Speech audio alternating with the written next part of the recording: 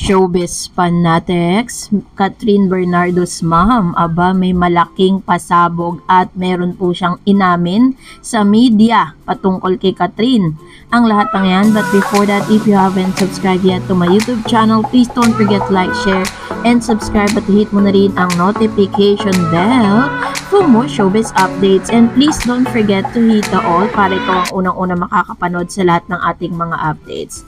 Pagkatapos nga na sumabog sa social media at sa lahat ng lahat ng mga balita ang patungkol sa hiwalayang Catherine Bernardo and Mr. Daniel Padilla, ay hindi rin maiwasan na kumalat din ang rumors patungkol sa pagtatransfer nga ng management nitong si Catherine. Kasi base po sa mga marites sa showbiz, sinasabi po nila at sa mga news online na hindi pa raw po di umano nagre-renew ng kontrata itong si Catherine Bernardo and Daniel Padilla.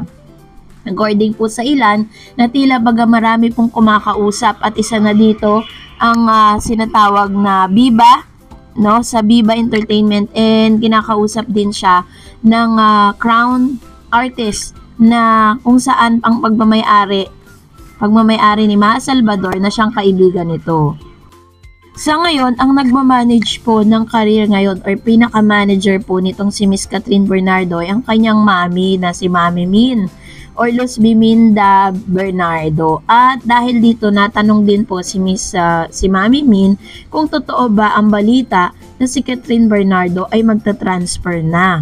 So ito po yung mga kasagutan, ano. After their publicized breakup, a handful of rumors have surfaced about Catherine Bernardo and Daniel Padilla, including the status of their contracts with the network. A number of blogs and blind items have allegedly that Bernardo is being courted by other networks and would be leaving ABS-CBN soon. ABS-CBN News messaged Catherine mother's Min Bernardo and asked if there's truth to the rumor. Her response when asked if her daughter will switch network was an emphatic. Sabi niya, no! Ganun katindi, no?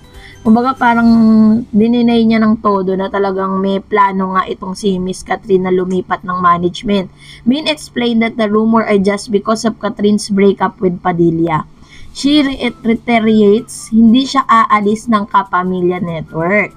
Bernardo is coming off a successful run, A Very Good Girl, where she co-starred with Dali De Leon. She's now set to work on her next solo projects, Elena 1944, a historical film set in the Japanese occupation. Cameras will roll under the direction of Olivia Lamasan in 2024. Lately, Catherine has been uploading stories on her Instagram where she is seen spending time with her friends and family in her brand new house. Ayun. So, nilinaw po ni Mami Min na hindi po siya lilipat ng management. Mananatili po siya dito po sa nasabing network. Dahil alam naman natin na talagang dito po talaga na minahal at sobrang maganda po yung management or maganda po yung mga ino-offer na trabaho dito kay Miss Catherine dahil na rin po sa kanyang galing. Pero para sa akin, ang POV ko lang patungkol sa bagay na ito, Mami Min still hope na makatrabaho pa rin itong si Catherine Bernardo, si Daniel Padilla. And still hoping pa rin siya kasi nakikita rin naman siguro niya na talagang mahal ng anak niya itong si Daniel. It's just so happy na dumadating talaga sa pagkakataon that we need to have space, diba? Sabi nga, space makes our love grow fonder, right? So, habang magkahiwalay silang dalawa, pag na-miss nilang isa't isa, talagang yan, pag nagbalikan yung dalawang yan, may pag-asa pa yan, guys. Wag po tayong wag nating i-deny yan dahil nakita naman natin kung gaano kamahal ni Catherine itong si Daniel. Kaso nga lang, may part kasi doon na napagod talaga siya na unawain at intindihin. At according po sa isang post, ito palang dahilan bakit hindi masyadong binibira itong si Mr. Daniel Padilla sa hiwalayang ito. Kasi according po dun sa post, sabi daw ni Catherine, chapter close. Tapos sabi naman po ni Mr. Daniel Padilla, mamahalin kita ng walang katapusan. Yon. So, alam niyo po, basahin po natin yung mga wordings nila. Yung salita ni Catherine, parang sinabi niyang chapter close is na siya kumbaga parang nasagad, no? Hindi man natin alam kung ano ba talagang tunay na dahilan ng kanilang breakups, pero sa tingin natin sa mga litanya ni Catherine, if we're going to read between the lines, nasagad na si Catherine, no? Sabihin na natin hindi naman perpekto si Catherine at ang pag-aaway po ng dalawang couple, it takes two into tango. Eh, hindi rin naman natin alam kung ano ba talaga ang mga nagawa ni Daniel Padilla, 'di ba, sa kanilang relationship. Pero ang maganda dito is nagpapasalamat si Miss Catherine Bernardo dahil nandiyan yung kanyang family, especially ang kanyang mami Min, no, na pinapasalamatan niya palagi sa kanyang Instagram na ito po yung naging naging comfort zone niya nung mga panahon na siya po ay talagang talagang basag yung kanyang puso, And pinakita rin ni Mami Min that she supported Catherine Bernardo all the way at ngayon namataan din si Catherine Bernardo na tila baga papaalis na naman ng bansa, no? Hindi ko alam kung may kinalaman ba to doon sa kanyang movie or parang kailangan niya na naman mag-travel alone. Yan, so nakita rin natin, spotted din itong si Mr. Daniel Padilla na tila baga may kasama siyang mga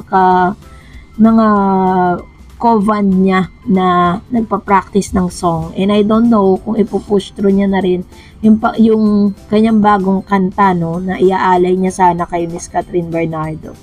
At dahil dyan, narito naman ang ilan sa mga komentong napili po natin mula naman sa mga legit viewers and subscribers po natin na talaga namang lagi pong nakaabang sa mga videos natin. Unahin po natin ang komento na nanggaling pa kay Elena Ariola. Sabi niya, bakit kasi nagawa mo to, Daniel? Ang bait-bait naman ni Kat. Kaya mo pang pagtaksilan, sayang ang pinagsamahan yung dalawa. Alam mo naman na kaya ni Kat magtrabaho kahit wala ka, Daniel. Marami ang may gusto kay Kat na makatrabaho. Yun. So ito naman po ang komento ni Miss Elena Ariola. Tama naman, diba? Bakit parang lahat tayo is nagtatanong why? Bakit nagawa? Bakit nangyari yung mga ganitong klase ng problema? Diba? And tanging si Catherine at si Mr. Daniel Padilla lang ang nakakaalam kung ano ba talaga ang tunay na nangyari sa kanila, diba? Hindi naman tayo pwedeng mag-judge. Kasi wala naman tayo sa posisyon nila. Sabi naman po ni Aurelia Baltasar, tama yan, Kat, wag mo nang tanggapin yung Daniel na yan. Lolokohin ka lang ulit niyan. Bagay lang siya sa tira-tira, pagpag at surplus na Andrea. Pareho silang mahilig sa laman. Ayan. So ito naman po ang kanyang komento. We do not know. Parang hindi tayo makapag-komento kasi si Andrea parang very silent lang siya. Kaya tuloy masyado siyang nadidiin sa isyong ito. Sabi pa ng isang user, Catherine proved that she can manage on her own. As an actress, as a person, she doesn't need her ex to shine. Yun, sama naman. So, totoo naman po yun, diba? Catherine, nag-grow po siya at namamanage niya yung sarili niya, lalo na yung kanyang career, na mag-isa lang siya. Napatunayan niya na yun for many times. Sabi ni Evin Balaska, I suggest wag na. Kung faithful ka, isang tao, they start by heart. Tama lang din yung desisyon ni Kat na stop na lang. Once niloko ng partner mo, uulit-ulitin pa rin yan. Tama ng friends na lang, even may anak na sila, if destined, something will happen in the near future. Alam mo, di ko talaga alam kung saan po nila nakuha yung news na ito na may anak na sila. Hindi nga po natin nakitang nagbuntis itong si Catherine Bernardo, diba? At napaka-imposibleng hindi po kumalat sa social media yan kapag po nagbuntis yan. Diyos ko, ang mga marites. And that's it for today. For more videos and updates, please don't forget to like and subscribe. And please follow me on my Facebook page, DarEdsTV. God bless everyone.